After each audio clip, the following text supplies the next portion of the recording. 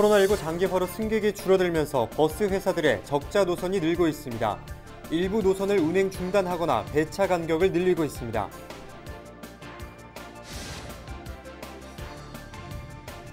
우리 지역 코로나19 방역 상황, 오늘은 부평구청장과 화상 연결해 방역 상황 짚어보겠습니다.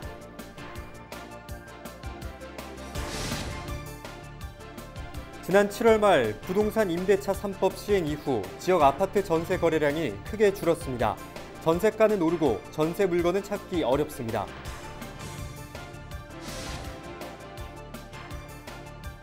이동현 의원이 개인 신상 이유로 물러난 부천시의회 후반기 의장 자리에 더불어민주당 강병일 의원이 올랐습니다.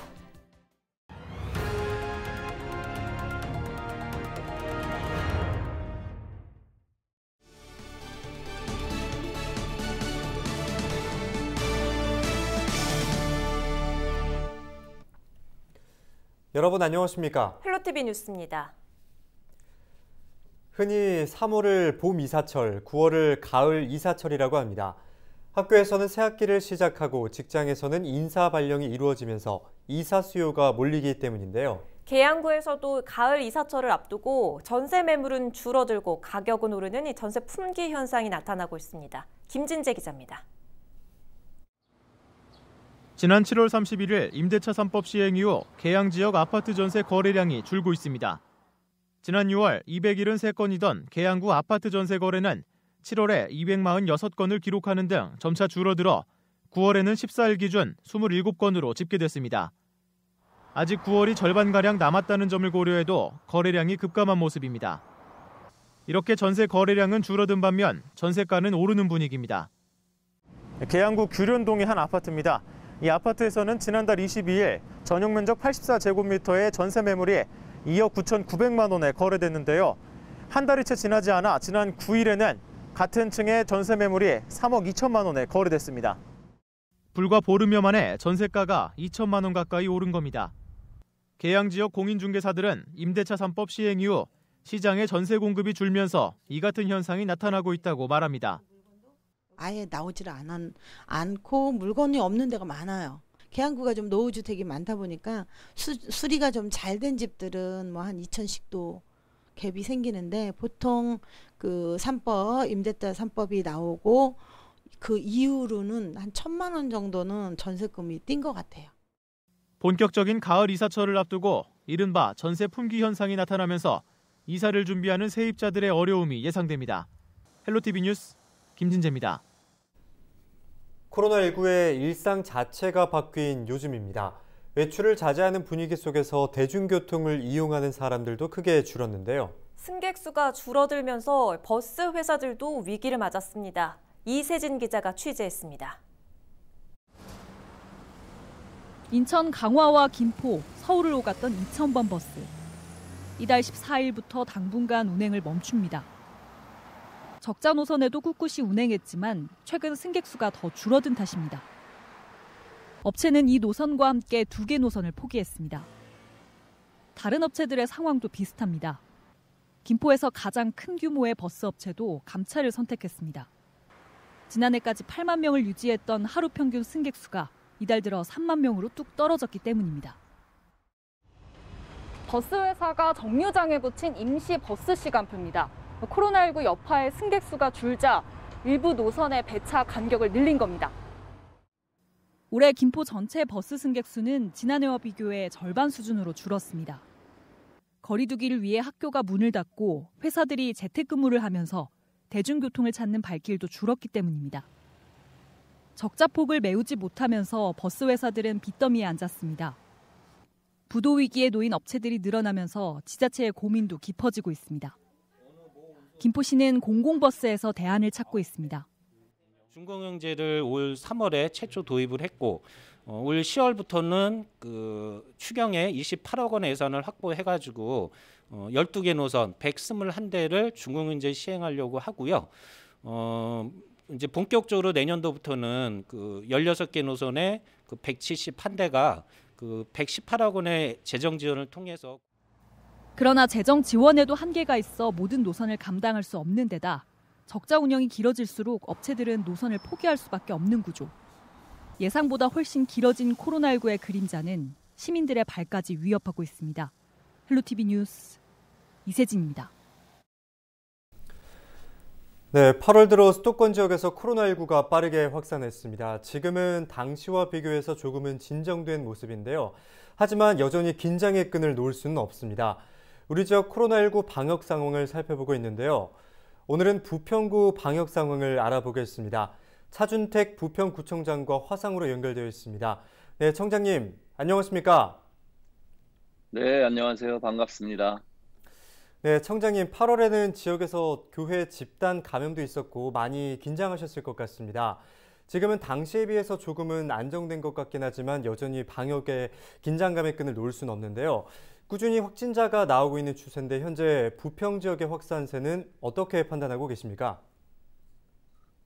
네, 아시다시피 지금 부평에서도 지난번 교회에서 집단 감염이 생겼었고 또 구청 직원이 한 명이 감염돼서 구청이 두 번째로 전체가 폐쇄되기도 했었습니다. 예.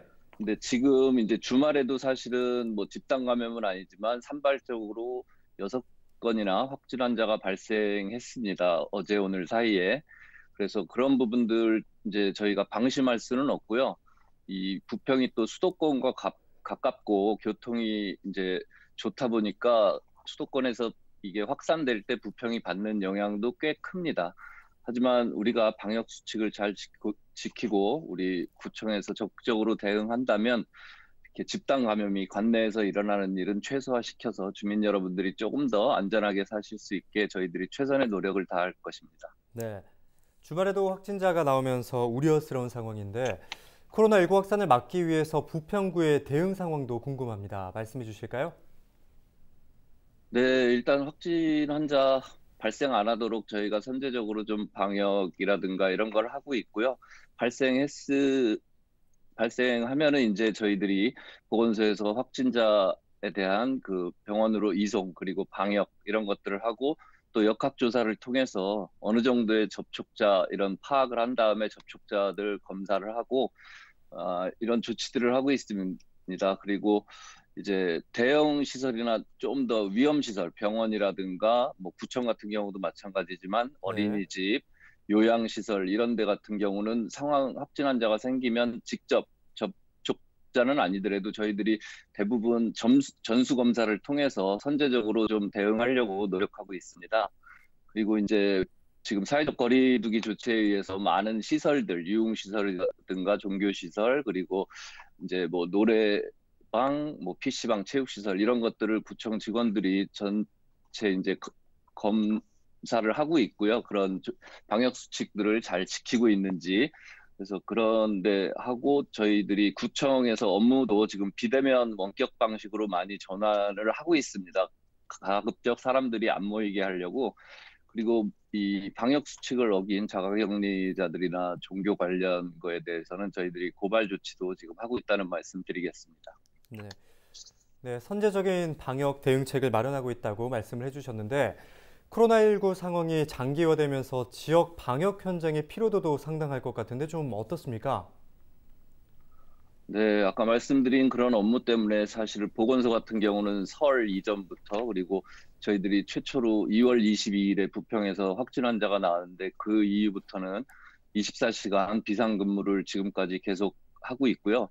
예. 올해는 또 선거도 있는 해였고 코로나뿐만 아니라 그리고 여름에 이제 호우도 집중적으로 오랜 기간에 걸쳐서 내렸고 최근에 2차례 걸쳐서 또 태풍이 오는 바람에 직원들이 비상근무도 많아지고 해서 피로도가 상당히 높은 상황입니다.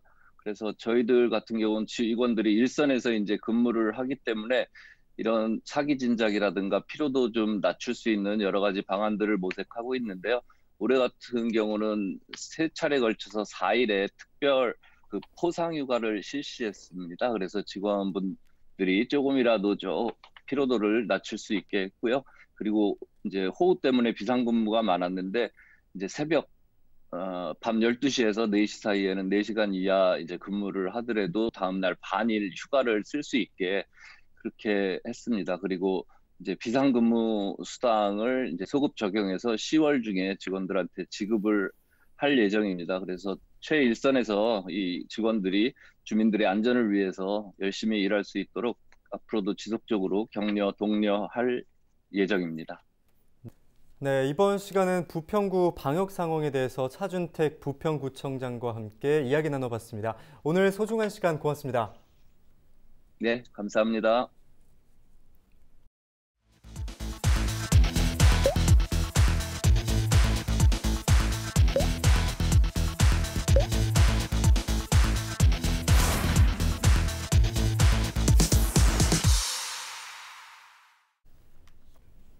경기도의 코로나19 방역 정책에 대해 도민들이 후한 점수를 줬습니다. 또 방역 수칙을 위반했을 경우 처벌을 강화해야 하고 감염 전파자에 대해서는 구상권을 청구해야 한다는 의견이 많았습니다. 코로나19 방역 대책에 대한 여론조사 결과 김호 기자가 정리했습니다. 먼저 경기도의 개인 마스크 의무 착용 행정명령에 대한 의견을 물었습니다. 매우 잘했다 53%를 포함해 88%가 잘했다고 평가했습니다. 잘못했다는 평가는 9%에 그쳤습니다. 지난달 18일 지방자치단체 가운데 최초로 거주자와 방문자에게 개인 마스크 착용을 의무화한 데 대해 80%가 좋은 점수를 줬습니다. 불편하더라도 감염 확산을 위해 받아들여야 한다는 의견이 많은 겁니다. 나는 이해가 안 가요. 고집표 안 쓰고 그런 사람들은 이해가 안 가는데 제 생각은 그래요. 하여튼 비상시국이니까 정부에서 하라는 대로 하는 것이 서로를 위해서 좋지 않은가. 저는 그렇게 생각을 합니다. 현행 감염병 관리에 관한 법률에 따라 자가격리 위반 시에는 최고 1,000만 원의 벌금이, 집합금지 명령 위반 시에는 최고 300만 원, 진단검사 위반 시에는 최고 200만 원의 벌금이 부과됩니다. 이 같은 처벌 규정에 대해 60%는 규정을 더 강화해야 한다고 답했습니다. 현행 규정이 적절하다는 30%로 나타났으며 규정을 완화해야 한다고 응답한 사람은 7%로 조사됐습니다. 감염 전파자에 대한 구상권 청구에 대해서는 57%가 감염 확산 피해에 대한 책임이 필요하다며 적절한 조치라고 답했습니다.